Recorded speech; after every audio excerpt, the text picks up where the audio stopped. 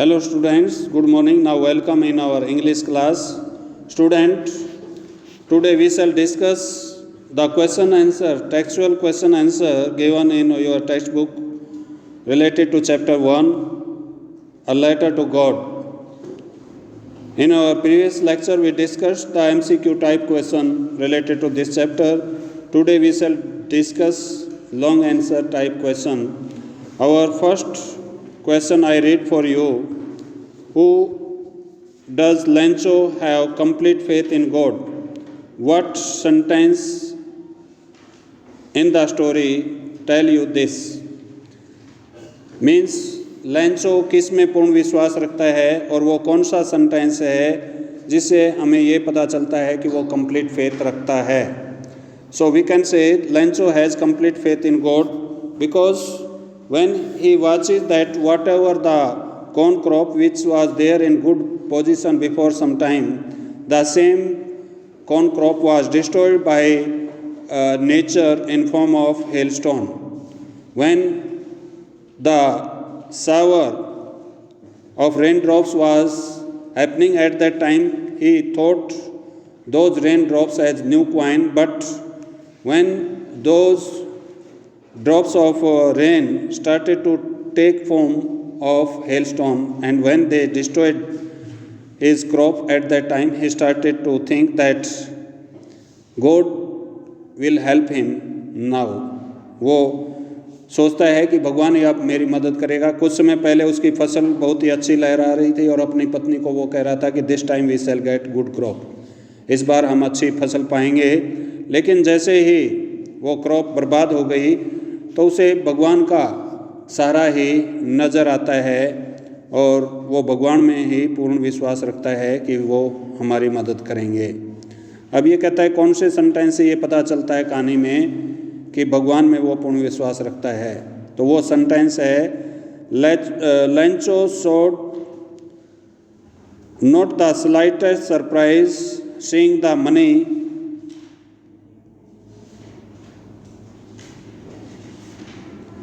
such was his confidence. By this line we came to know that he had complete faith in God because he demanded God to send 100 peso and he got 70 peso. So by watching those 70 peso and by watching the letter from God, he did not become surprised. वो हैरान नहीं हुआ भगवान से letter पाकर. इससे क्योंकि उसे पूर्ण विश्वास था. He had such confidence in his heart. उसके दिमाग में पूर्ण विश्वास था कि वो भगवान से मदद जरूर पा लेगा. तो ये लाइन शो करती है कि he had complete faith in God. Next है why does the postmaster send money to Lencho? Why does he sign the letter God? Postmaster जो है वो लेंचो को क्या नाम है पैसे क्यों भेजता है और उस लेटर पर अपना पोस्टमास्टर का नाम ना लिखकर वो गॉड का नाम क्यों लिखता है.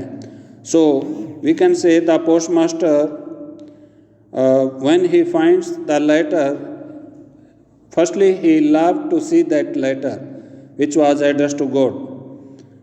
इन his life he never saw any letter having such type of address. अपने जीवन में पहले कभी भी पोस्टमास्टर ने ऐसा पत्र नहीं पाया था. तो पहले वो हंसता है. Then he thought it as in a serious way and he wanted to have the faith of Lencho in God. वो भगवान में लेंचो के विश्वास को बनाए रखना चाहता था. So because of that reason he collected money from his colleagues and from his friends. और इसी कारण जो है वो अपने दोस्तों से अपने क्या नाम है कर्मचारियों से पैसे कलेक्ट करके he send the money to Lencho. वो भगवान क्या नाम है लेंचो को वो पैसे भेज देता है. And he write down the address of God not himself. यानी जब सेंडर्स एड्रेस जब लिखते हैं कि किसने ये पत्र भेजा है तो मनी ऑर्डर के साथ जो उसका लेटर गया तो वो भगवान के नाम से गया कि उसने पोस्टमास्टर ने अपने साइन नहीं किए, भगवान के साइन किए कि ये भगवान के द्वारा भेजा हुआ पैसा है। तो ऐसा क्यों करता है ये भी पूछा गया है। He does so that लैंचो could keep the same faith in God instead of shaking of that faith from God. यानी वो भगवान का सेंडर एड्रेस में भगवान का एड्रेस इसलिए लिखता है, भगवान का नाम इसलिए लिखता है ताकि लैंचो जो जिसको पूर्ण विश्वास था भगवान में, उस विश्वास को लैंचो बनाए रखे, वो विश्वास लैंचो का कम ना हो भगवान में। नेक्स्ट है question third, did Lencho try to find out who had sent the money to him. क्या लैंचो ने कोशिश की ये पता लगाने की कि धन किसने भेजा, वाई नॉट। वी कैन से यानी क्या नाम है, क्या उसने कोशिश की लैंचो ने कि पैसे किसने भेजे, अगर कोशिश की तो क्यों की, कोशिश नहीं की तो क्यों नहीं की, ये क्वेश्चन है। तो we can say that Lencho did not try to find out who sent the money because he had complete faith in God and he thought that the same money was sent by God instead of any other one, instead of any other human being. So due to that reason he never tried to find out who sent the money. यानी उसे पूर्ण विश्वास था भगवान में कि वो भगवान ही उसकी मदद करेगा, इसलिए लैंचो ने कभी कोशिश नहीं की ये जानने की कि वो पैसे किसने भेजे, क्योंकि उसे पता था, उसे पूरा विश्वास था कि भगवान ही उसको वो पैसे भेजने वाला था। नेक्स्ट है, why does Lencho think has taken the rest of the money, why नहीं, who does Lencho think has taken the rest of the money, what is the irony in the situation. So question है कि लैंचो demands 100 पैसो, लैंचो ने 100 पैसों की demand की। पैसो is the currency of Mexico, ये मैक्सिको की करेंसी है, keep this thing in mind. तो लैंचो ने 100 पैसों की डिमांड की बट ही ओनली रिसीव 70 पैसो, so he thinks that rest of the money is kept by the postal employees and he tells the postal employees in his next letter which was written to God as bunch of crook. He tells that postal employees are the bunch of crook, means group of crook, group of dishonest people. वो बेईमानों का समूह, बेईमानों का झुंड बोल देता है अपने next letter में। इसलिए जो है लैंचो सोचता है कि जो बाकी का 30 पैसों जो नहीं पहुंचे उसके पास, वो किसने रख लिए हैं, पोस्टल एम्प्लॉयज़ ने रख लिए हैं। What is the irony in the situation, इस सिचुएशन में आयरनी क्या है। आयरनी ये है कि आयरनी का मतलब when we say something but the actual meaning of that thing is something else. जब हम कहें कुछ और मतलब कुछ और हो, यानी एक तरह का व्यंग कह लीजिए। Here it is ironical situation because whosoever collects the money, sends the money, those same people were called by him as bunch of crook. So due to that reason we can say it's ironical. ये ironical इसलिए है ये स्थिति क्योंकि जो व्यक्ति उसके लिए पैसा इकट्ठा करता है, जो व्यक्ति उसके लिए पैसे भेजते हैं, उन्हीं को वो बंच ऑफ क्रूक बोलता है। तो इस कारण जो है ये आयरनिकल सिचुएशन है। नेक्स्ट है, are these people like Lencho in the real world, what kind of person would you say he is. We can say such type of people may not be there in real world because here nobody is there who will write a letter without address. यहाँ ऐसे व्यक्ति हम इस संसार में नहीं पा सकते। It is the imagination, it may be the imagination of writer की इमेजिनेशन हो सकती है, कल्पना हो सकती है। क्योंकि ऐसा व्यक्ति कोई नहीं हो सकता जो एक ऐसा लेटर लिखे जो जिसके ऊपर कोई एड्रेस ना हो, क्योंकि भगवान का कोई एड्रेस नहीं होता। हम ये नहीं कह सकते कि भगवान दिल्ली में रहता है, बॉम्बे में रहता है, कलकत्ता में रहता है, कहाँ रहता है। God actually lives everywhere, otherwise know where.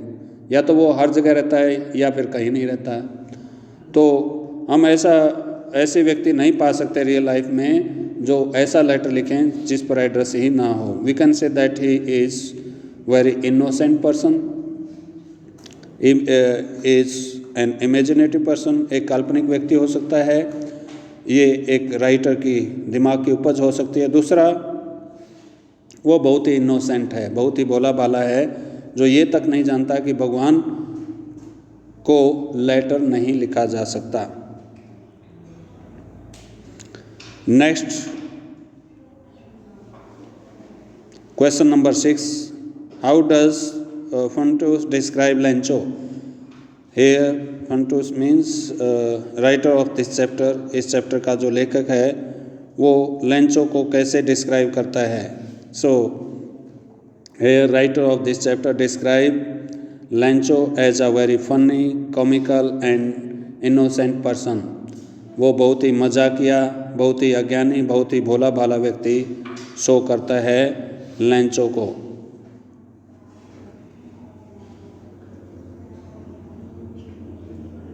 As Lencho started to do correspondence with God, क्योंकि लेंचो ने भगवान के साथ पत्राचार करना शुरू कर दिया था। correspondence means पत्रों का आदान प्रदान। Next, question number 7 and last question, there are 2 kinds of conflict in the story. कहानी में 2 तरह के कॉन्फ्लिक्ट हैं। First, between human and nature, second between human themselves. How are these conflict illustrated? In conflict का कैसे वर्णन किया गया है? We can say there are 2 kind of conflict. First, human being and nature. If we take up the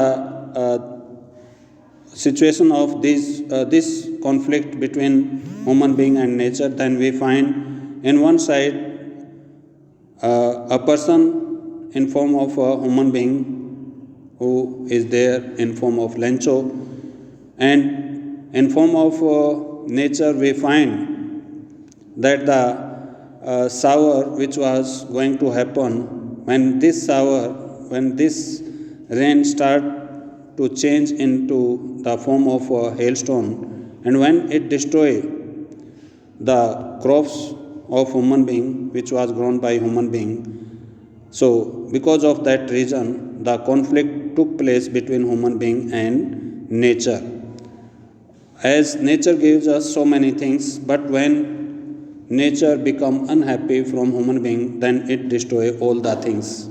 So same thing happens, same conflict happens between human being and nature. यानी nature हमें सब कुछ देती है, प्रकृति हमें सब कुछ देती है। अनाज के रूप में अनाज देती है, फलों के रूप में फल देती है, हवा के रूप में ऑक्सीजन देती है। लेकिन जब ये नाराज़ हो जाती है तो ये ऐसा काम भी कर देती है जैसा काम लेंचो के साथ होता है। तो ये कॉन्फ्लिक्ट है, एक विरोध है, एक अपोजिशन है किस के बीच में? ह्यूमन बीइंग और नेचर के बीच में। Second conflict in form of human themselves means human to human. ये फर्स्ट कॉन्फ्लिक्ट था human being, between human being and nature, and second conflict is there between human to human, यानी आदमी और आदमी के बीच में कॉन्फ्लिक्ट, आदमी से आदमी के बीच में कॉन्फ्लिक्ट, विरोध। So for this we shall take up the example of Lencho and the postal employees. ये विरोध हम उस फॉर्म में लेते हैं लेंचो और पोस्टल एम्प्लॉयज़ के रूप में, बिकॉज लेंचो डिमांड्स 100 पैसो एंड ही रिसीव्स ओनली 70 पैसो, and rest of the money he thinks that perhaps kept by the postal employees. The people who collected money, who sent money, those were understood by him as bunch of crook. So that is the conflict between human to human. ये विरोध है एक आदमी से दूसरे, एक मानव से दूसरे मानव के बीच में, जो 100 पैसों की उसने डिमांड की लेकिन 70 पैसों उसने गेन किए, 30 पैसों जो है वो सोचता है कि पोस्टल एम्प्लॉयज़ ने रख लिए। जो पोस्टल एम्प्लॉयज़ पैसे को इकट्ठा करके अपना योगदान देते हैं, पैसे इकट्ठा कर भेजते हैं, उन्हीं को वो बंच ऑफ फ्रूट कह देता है। तो ये दूसरा कॉन्फ्लिक्ट है ह्यूमन टू ह्यूमन के बीच में। और फर्स्ट आपने देखा ह्यूमन टू नेचर के बीच में, जब ह्यूमन ने, आदमी ने फसल पैदा की और नेचर ने उसको डिस्ट्रॉय किया, तो ये कॉन्फ्लिक्ट था आदमी और प्रकृति के बीच में। और दूसरा कॉन्फ्लिक्ट है ह्यूमन टू ह्यूमन, आदमी से आदमी के बीच में। So both type of conflict have been illustrated by the writer in very well manner. दोनों कॉन्फ्लिक्ट बहुत ही अच्छे ढंग से दिखाए गए, दोनों विरोध। Now by discussing this lesson, I hope that you will try to understand. You will learn this chapter. Okay, thank you.